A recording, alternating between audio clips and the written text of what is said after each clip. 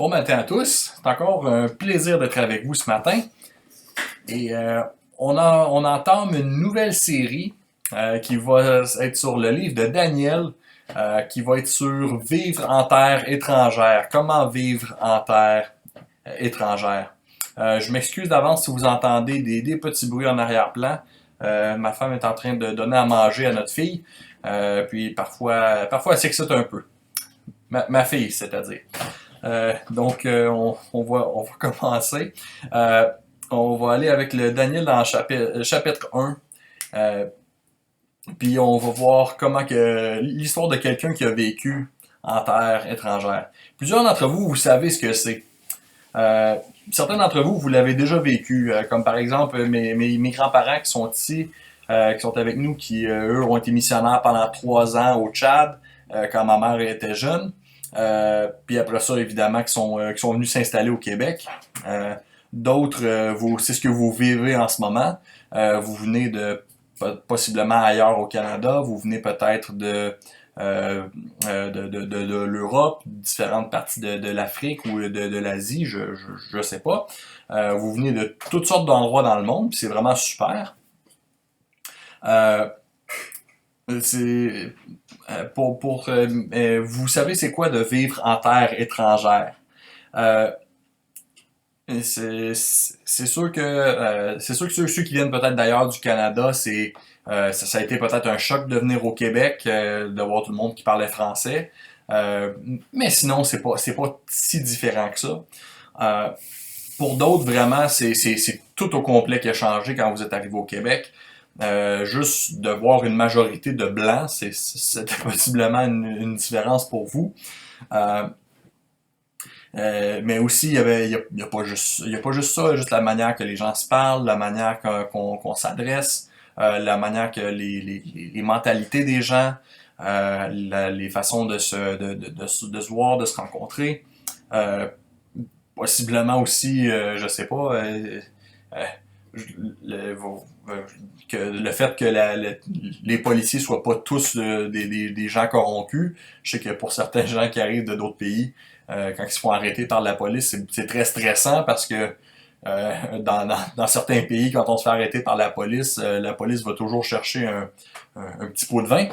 Euh, et puis les gens sont surpris quand ça arrive pas ici.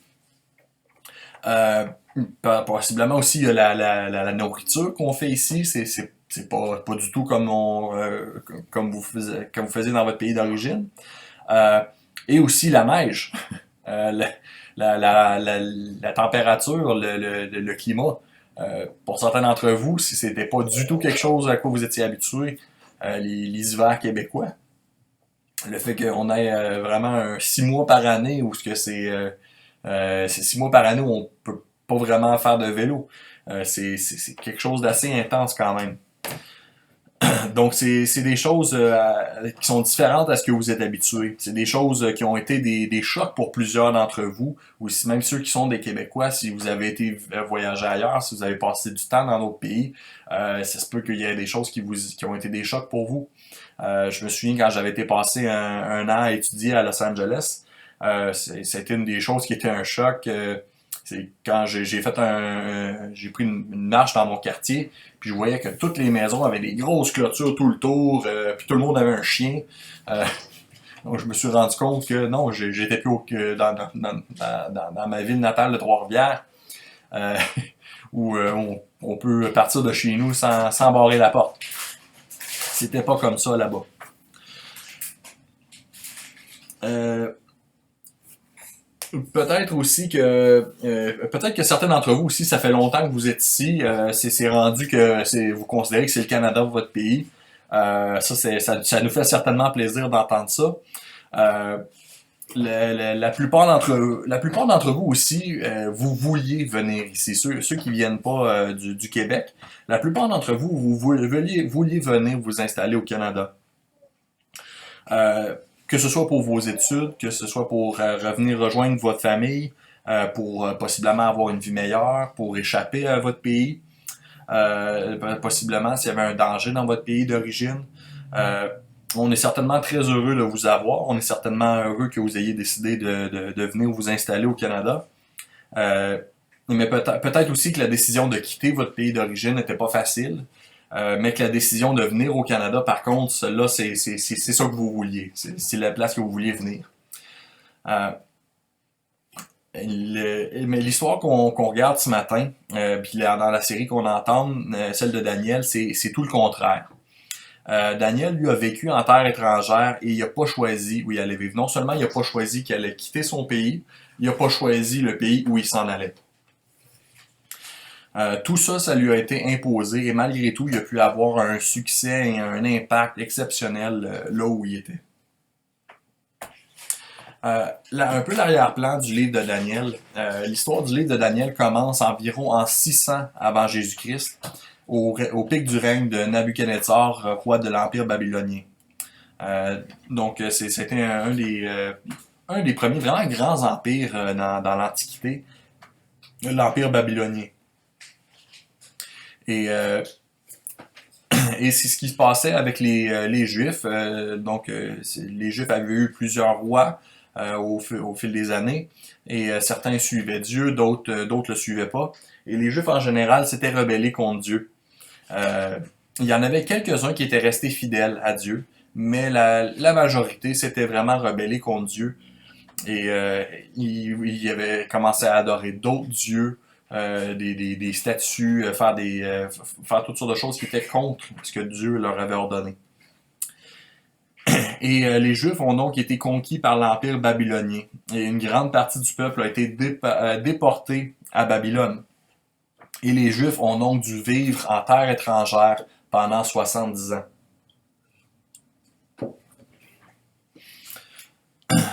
Et donc on peut lire à partir de Daniel chapitre 1 verset 1. Ça dit « La troisième année du règne de Joachim, roi de Juda, Nebuchadnezzar, roi de Babylone, marcha contre Jérusalem et l'assiégea. Le Seigneur livra entre ses mains Joachim, roi de Juda, et une partie des ustensiles de la maison de Dieu. Nabuchodonosor emporta les ustensiles au pays de Shinéar, dans la maison de son Dieu. Il les mit dans la maison du trésor de son Dieu. Le roi donna l'ordre à Ashpenaz, chef de ses eunuques, d'amener quelques-uns des enfants d'Israël de race royale ou de famille noble. De jeunes garçons sans défaut corporel, beaux de figure, doués de sagesse, d'intelligence et d'instruction, capables de servir dans le palais du roi, et à qui l'on enseignerait les lettres et la langue des Chaldéens, qui est un autre mot pour babylonien. Le roi leur assigna pour chaque jour une portion des mets de sa table et du vin dont ils buvaient, voulant les élever pendant 3 années, au bout desquelles ils seraient au service du roi. Il y avait parmi eux, d'entre les enfants de Juda, Daniel, Anania, Michaël et Azaria. Le chef des eunuques leur donna des noms. À Daniel, celui de Beltéchazar, à Anania, celui de Shadrach, à Michaël, celui de Méshach, et à Azaria, celui d'Abednego. Donc, Daniel et ses amis ont été déportés d'où ils habitaient dans le royaume de Juda. Et ils ont été conduits à Babylone pour être éduqués selon les coutumes babyloniennes et pour prendre une place dans le gouvernement. Donc, Daniel et ses amis avaient probablement autour de 15 ou 16 ans à ce moment-ci. Donc, c'est vraiment des jeunes, des tout jeunes hommes, des adolescents en réalité. C'est pas des gars qui ont vraiment fait leur vie encore, sont encore vraiment tout jeunes. Sont capturés, mais sont quand même bien traités. Le but, c'est qu'on veut se servir d'eux. On pourrait penser que le but là-dedans, c'est pourquoi Nebuchadnezzar ne les a pas tués. C'est parce qu'il y avait un but pour eux. On pourrait penser que la hiérarchie dans le royaume de Babylone, que ce serait juste le roi Nebuchadnezzar en haut, et lui qui règne directement sur le peuple conquis. Mais c'était pas comme ça. Ce que les Babyloniens avaient réalisé, c'est que ce système-là, ça fonctionne pas. Quand c'est juste le roi qui règne directement sur le peuple et le peuple qui se rapporte directement à lui. Avec cette structure-là, le peuple a tendance à se rebeller. Ce que les Babyloniens ont fait, et ce que plusieurs autres empires ont fait, qui ont réalisé qui fonctionnait un peu mieux, c'est qu'ils servaient des gens de famille noble parmi le peuple conquis pour régner par intérim sur le peuple. Donc, tu avais le roi Nebuchadnezzar en haut, et lui, il donnait ses ordres aux gens de famille noble parmi le peuple conquis, qui eux avaient été éduqués selon les coutumes des Babyloniens, et eux ensuite donnent les ordres au peuple qui est conquis. Donc, et ensuite de ça, le peuple conquis, eux, ils rendent des comptes un peu à ces jeunes hommes-là de famille noble, et eux rendent des comptes à Nebuchadnezzar au besoin. C'est comme ça qu'ils réalisaient que ça fonctionnait un peu mieux. Ces jeunes hommes-là, c'était bien important qu'eux soient loyaux à Babylone. Donc eux, ils étaient éduqués, ils étaient pris de leur jeune âge, ils étaient éduqués, ils étaient brainwashés, si on veut, pour être loyal au roi de Babylone.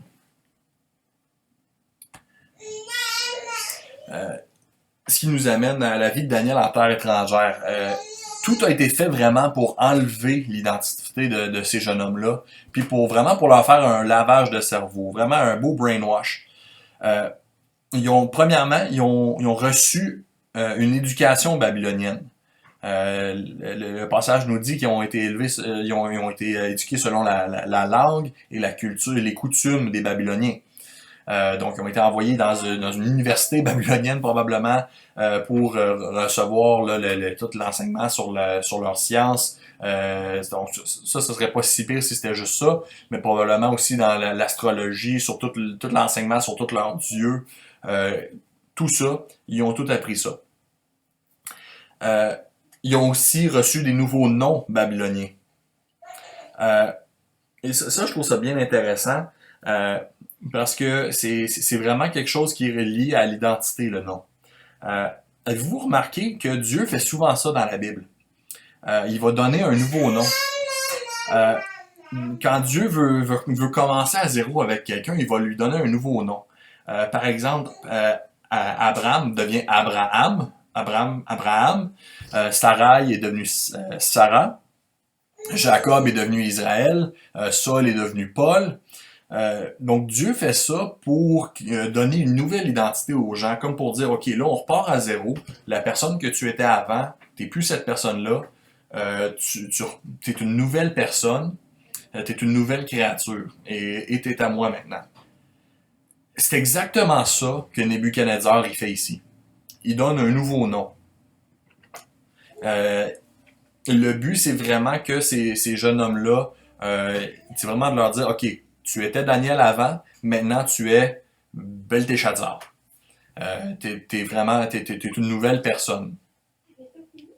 Tu repars à zéro dans ta vie. Et une autre chose qui est intéressante, c'est que particulièrement pour les Juifs, le nom, c'était quelque chose de très significatif. Nous, aujourd'hui, on n'a pas tendance à faire ça tant que ça. On a tendance à choisir des noms qu'on trouve beaux. Particulièrement, moi et ma femme, quand on cherchait un nom pour notre fille, on n'a pas vraiment regardé la signification des noms. Vraiment, nous, c'était qu'est-ce qui est un nom qui est beau et qui fonctionne dans les deux langues. On s'en est tenu à ça. Et la plupart du temps, c'est ça que les gens y font. Donc, dans la culture juive, ils essayaient aussi d'avoir un nom qui avait une signification particulière.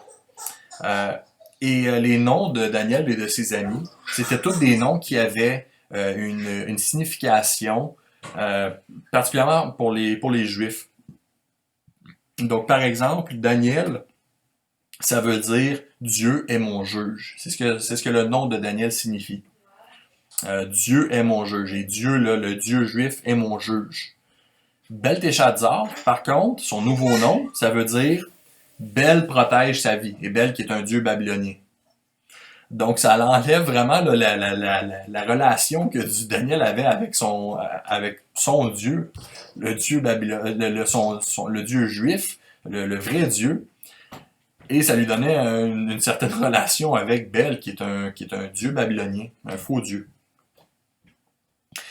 Les noms des amis de Daniel, c'est toute la même chose. Ils ont toute une signification particulière pour un juif. Et leur nouveau nom, c'est tous des noms qui parlent qui font référence à des dieux païens, à des dieux babyloniens. Donc c'est vraiment, l'idée c'était vraiment de leur donner une nouvelle identité, de les faire partir à zéro. Et une autre chose aussi qui est arrivée, c'est que ces jeunes hommes-là ont été castrés. C'est quand même assez fou. Le passage nous dit qu'ils ont commencé à servir avec le chef des eunuques, ce qui veut dire que nécessairement ils ont été castrés. Certains d'entre vous, quand vous êtes arrivés au Canada, vous vous êtes dit, voyons donc, il a tellement fallu que je fournisse de documents, tellement de papiers qu'il a fallu que je donne, tellement de preuves, tellement de références. C'était complètement fou tout ce qu'il fallait que je donne.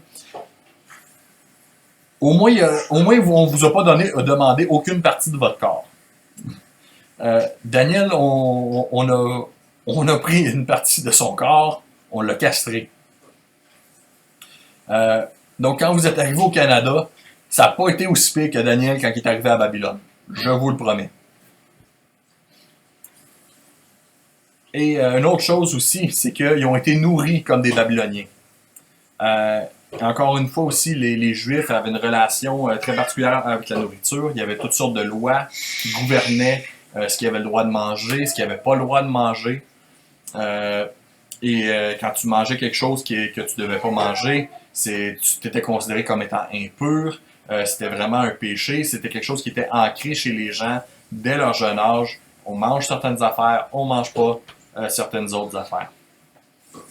Vraiment, là, l'expression là, vous êtes ce que vous mangez, ils prenaient ça très au sérieux. C'était vraiment un peu comme ça qu'ils voyaient la vie et comment ils voyaient les choses qu'ils mangeaient.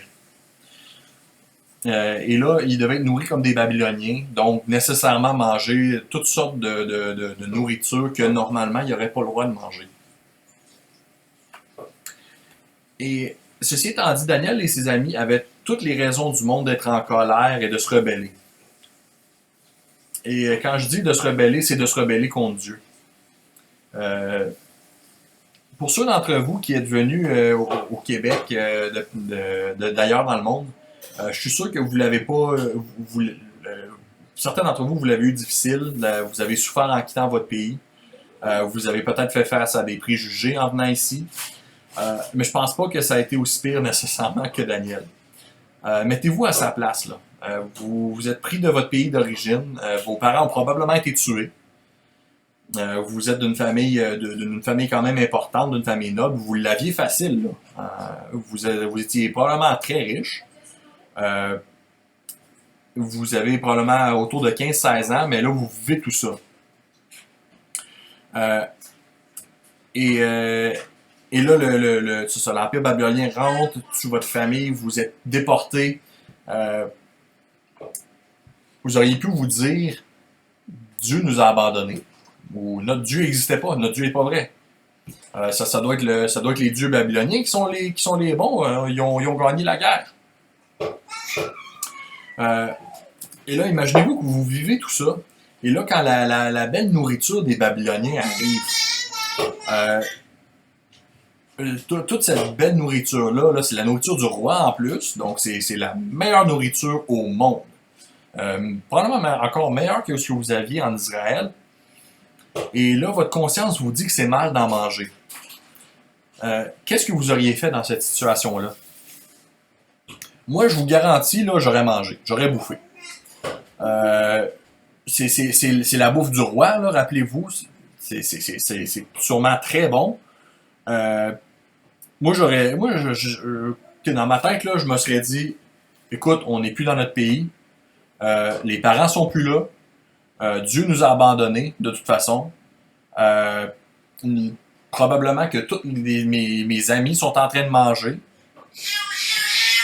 Let's go, moi aussi je vais manger. On s'en fout si c'est la nourriture que notre religion nous dit qu'elle est impure. Mais ça, c'est ce que moi j'aurais fait. Dans plusieurs situations aussi, quand on est ado, on a tendance à prendre des mauvaises décisions. Mais surtout un ado chrétien, si on est dans des situations à l'école où on a des pressions, je me souviens, moi, si c'était des choses, si je voyais des amis qui n'était pas chrétien, qui faisait quelque chose, c'était pas difficile de résister. C'était pas particulièrement difficile de résister. Je me disais, bon, c'est des gens pas chrétiens, je m'en fous un peu, je vais pas faire comme eux. Je me suis fait offrir de fumer une cigarette une fois à l'école par une gang de pas chrétiens. J'ai pas été tenté du tout. Je leur ai dit non tout de suite, puis j'ai pas pensé deux fois. En plus que je suis asthmatique, donc j'étais aucunement tenté. Par contre, si ça avait été tous mes amis chrétiens qui faisaient ça et qui m'avaient offert de fumer ou de quoi que ce soit, ça aurait été plus difficile. Là, Daniel est dans cette situation-là où que tous les gens autour de lui qui sont supposés être des croyants, eux, ils sont en train de se plier aux règles des Babyloniens. Daniel et ses amis, même s'il y avait toutes les raisons du monde d'être en colère et de se rebeller, eux, ça a été une toute autre histoire. On voit ça à partir du verset 8. Ça dit « Daniel résolut de ne pas se souiller par les mets du roi et le vin dont le roi buvait, et il pria le chef des eunuques de ne pas l'obliger à se souiller. Dieu fit trouver à Daniel faveur et grâce devant le chef des eunuques. Le chef des eunuques dit à Daniel, « Je crains mon Seigneur le roi, qui a fixé ce que vous devez manger et boire, car pourquoi devrait-il voir votre visage plus abattu que celui des jeunes gens de votre âge? Vous exposeriez ma tête auprès du roi. » Et là, quand il dit « vous exposeriez ma tête », c'est vraiment au sens propre. S'il ne prend pas bien soin de Daniel, c'est vraiment sa tête qu'il va perdre. Ensuite, verset 11. Alors Daniel dit à l'intendant à qui le chef des eunuques avait remis la surveillance de Daniel, de Hanania, de Michaël et d'Azaria, « Éprouve tes serviteurs pendant 10 jours, et qu'on nous donne des légumes à manger, de l'eau à boire. Tu regarderas ensuite notre visage, et celui des jeunes gens qui mangent les mets du roi. Et tu agiras avec tes serviteurs d'après ce que tu auras vu. » Il leur accorda ce qu'ils demandaient, et les éprouva pendant 10 jours. J'aime tellement ce que Daniel a fait ici.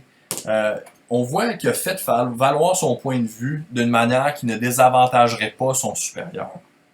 Vraiment, j'aime beaucoup comment il a fait ça parce qu'il a reconnu que son supérieur avait un bon point. Il a décidé de ne pas se rebeller contre lui. Quand son supérieur disait là, si je prends pas bien soin de toi, je vais mourir. Daniel, il a reconnu, là. C'est un bon point, là. Écoute, t'as absolument raison. Donc, on va trouver une solution. Il y a tellement de chrétiens qui ne prennent pas cette manière de faire-là. Tellement de chrétiens auraient probablement juste dit « Ah bon, ils veulent m'obliger à pécher, ils veulent m'obliger à aller contre ma conscience. Too bad. Moi, je vais faire ma désobéissance chrétienne, là. Le roi, c'est pas mon boss. De toute façon, c'est Dieu, mon roi. » On entend toutes sortes de chrétiens qui ont toutes sortes de discours super spirituels. Ils semblent vraiment très... ça peut sembler très spirituel de dire ça, là. C'est pas le roi, mon Dieu, c'est Dieu, mon Dieu. Hein? Bon. Puis on en voit plusieurs dans ces jours, même pendant la pandémie. On en a vu des églises même qui ont dit « Ah, le gouvernement n'a pas l'affaire à nous donner d'ordre sur notre manière de nous rencontrer. On va laisser tout ça de côté, on va se rencontrer pareil, pas de distanciation, pas rien. S'ils veulent nous donner des amendes, on va les traîner en cours. » Et oui, il y a vraiment des églises qui disent ça. Plutôt que d'aller de négocier, d'avoir une bonne attitude, des églises se prennent des avocats à la place. C'est pas l'attitude que Daniel a eue. Daniel, lui, à la place, il est allé à la table, il a négocié.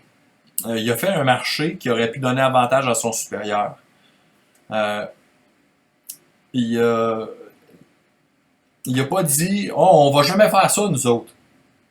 On va jamais manger de ta bouffe. » Non, il a donné une solution parce qu'il a dit « Écoute, on va essayer de... On va juste faire un test.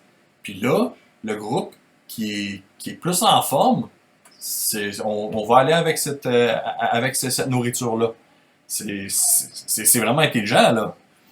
Le chef des eunuques, il aurait été stupide de dire non. Et, donc, ce que j'aime, c'est qu'il a présenté une solution et non un problème. Il n'est pas juste allé dire ah je peux pas manger. Non, non, il a présenté une solution, une manière de faire qui pouvait bien fonctionner. J'ai bien aimé d'ailleurs quand le gouvernement a décidé que les églises pouvaient pas se rencontrer à plus que 50 personnes. J'ai bien aimé la façon que les églises ont réagi au Québec en général. Euh, les églises au Québec ont pas, du moins à ce que je sache, ont pas dit ah là ça n'a pas d'allure, on va se rencontrer pareil, on s'en fout. Non, à la place, on a fait valoir notre point de vue au gouvernement, très respectueusement en général de ce que j'ai vu. Euh, mais tout simplement dire, écoutez, les salles de spectacle peuvent se rencontrer à 250 personnes, pourquoi pas nous? Euh, de ceux que j'ai vus qui ont adressé des messages au premier ministre, la majorité ont terminé en disant on va respecter votre décision, monsieur le premier ministre. On aimerait tout simplement vous faire comprendre notre point de vue. J'ai beaucoup aimé cette manière de faire-là. Euh, donc, ce qui est plate, c'est toujours ça, c'est de voir des églises qui disent non, on va juste, même pas chercher pour une solution qui fonctionne pour tout le monde, même pas juste se rencontrer en plus petits groupes, peut-être dans les maisons, si on a une grande salle, peut-être faire plus de rencontres, mais avec moins de monde, plus espacé. Non, il y a certaines églises que c'est juste on s'en fout, fait rentrer tout le monde. De toute façon, on ne croit pas à la COVID, fait que c'est pas grave. Et c'est vraiment, je trouve que c'est tellement pas un bon exemple de juste décider qu'on fait fi du gouvernement. Et, euh, et ce qu'on voit, c'est que dans les versets suivants, après le test de 10 jours que Daniel a fait avec ses amis, et la raison d'ailleurs pour juste expliquer rapidement pourquoi est-ce que Daniel a demandé juste de l'eau et des légumes plutôt que de manger tout le reste de la bonne bouffe du roi, c'est probablement parce que ça aurait été difficile d'expliquer, ok, je peux manger cette viande-là, je peux manger cette viande-là, pas celle-là par contre, pas celle-là, celle-là, il faut qu'elle soit cuite de même. C'était probablement beaucoup plus simple de juste dire des légumes puis de l'eau. Les légumes, il n'y a pas vraiment de règlement contre ça dans l'Ancien Testament.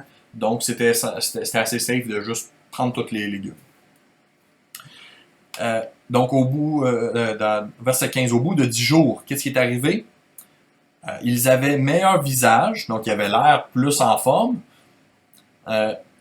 Donc, ça peut ne pas être trop surprenant. Les gars qui mangent des légumes ont l'air plus en forme que ceux qui mangent des cochonneries. OK. Mais il faisait aussi plus d'embonpoint que tous les jeunes gens qui mangeaient les mets du roi. C'est fou quand même. Ils ont pris du poids en mangeant des légumes puis de l'eau, plutôt qu'en mangeant des cochonneries. Je sais pas s'il y en a c'est des nutritionnistes dans la salle, là, mais d'habitude, là, juste manger des légumes puis de l'eau, c'est un très bon moyen pour perdre du poids, là. C'est ce qu'on suggère aux gens pour perdre du poids. Mais non, eux autres, ils ont pris du poids. Et dans ce temps-là, évidemment, prendre du poids, avoir les joues plus rondes, c'était ce qui était désiré. Donc, qu'est-ce qui est arrivé? L'intendant emportait les mets et le vin qui leur était destiné et leur donnait des légumes. Donc, il leur a enlevé toutes les cochonneries, il leur a donné des légumes à place. Donc, Dieu a fait un miracle en permettant à Daniel et à ses amis de prendre du poids en mangeant juste des légumes puis de l'eau. Ça, pas besoin d'être un nutritionniste professionnel pour comprendre ça. C'est un miracle que que Daniel et ses amis ont pu prendre du poids en mangeant des légumes puis de l'eau en 10 jours plutôt qu'en mangeant de la grosse viande, du gâteau, du vin à tous les repas.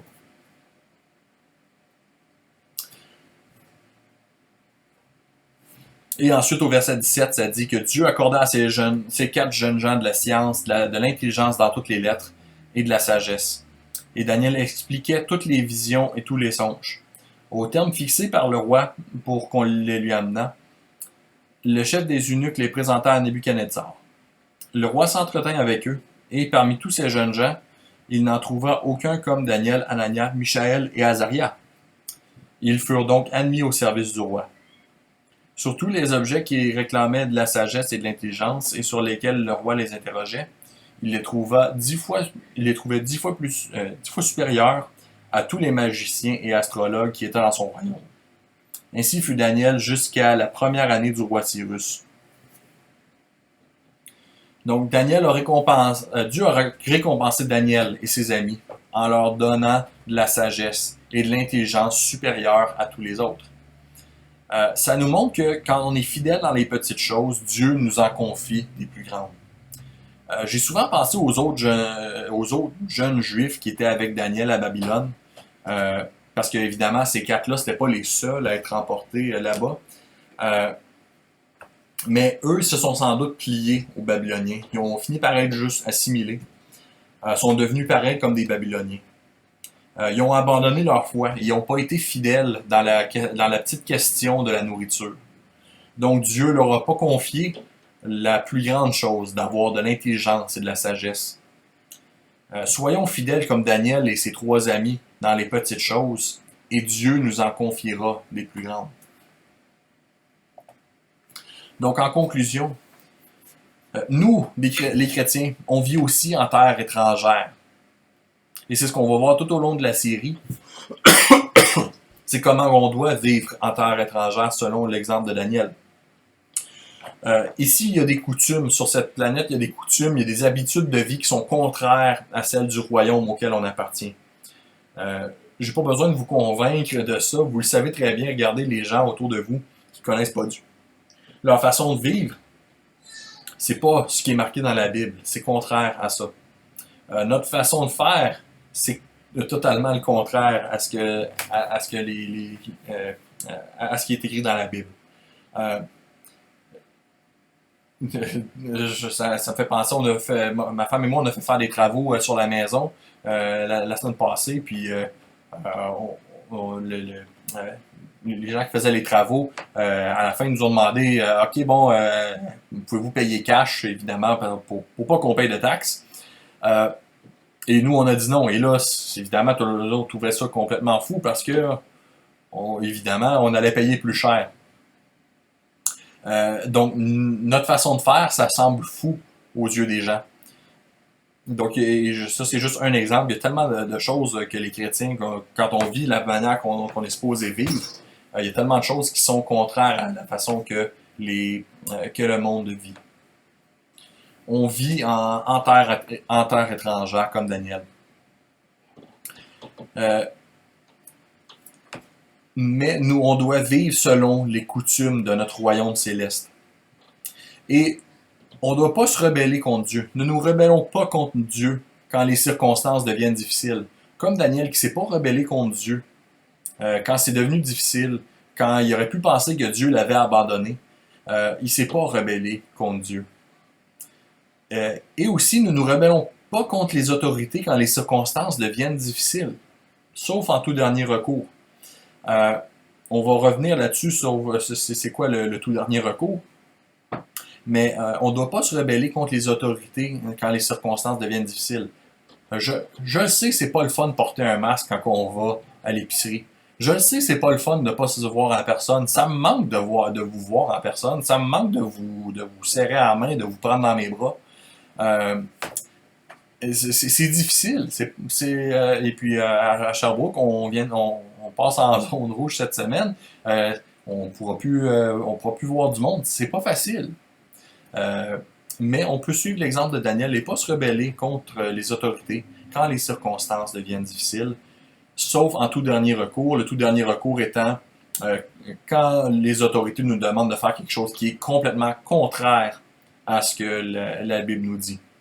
Par contre, porter un masque, c'est pas contraire à ce que la Bible nous dit. De se rencontrer en plus petits groupes, c'est pas contraire à ce que la Bible nous dit. De se rencontrer virtuellement, comme on le fait le dimanche matin, c'est pas contraire à ce que la Bible nous dit. Si la Bible nous disait d'arrêter de prier, là, ce serait contraire. On ferait une désobéissance chrétienne. Et on va avoir un exemple de ça dans Daniel 3 et dans Daniel 6. Des beaux exemples de quand est-ce qu'on doit désobéir? Mais c'est vraiment en tout dernier recours, après aussi qu'on peut essayer de faire valoir notre point de vue aussi. Et aussi, Dieu fera des miracles dans nos vies et nous donnera de la sagesse et la capacité de faire bien notre travail. C'est ce que c'est exactement ce que Dieu a fait dans la vie de Daniel. Il a fait un beau miracle de permettre que Daniel et ses amis prennent du poids en buvant de l'eau et en mangeant des légumes. Il a fait vraiment un beau miracle dans leur vie et il peut faire des miracles encore aujourd'hui dans nos vies.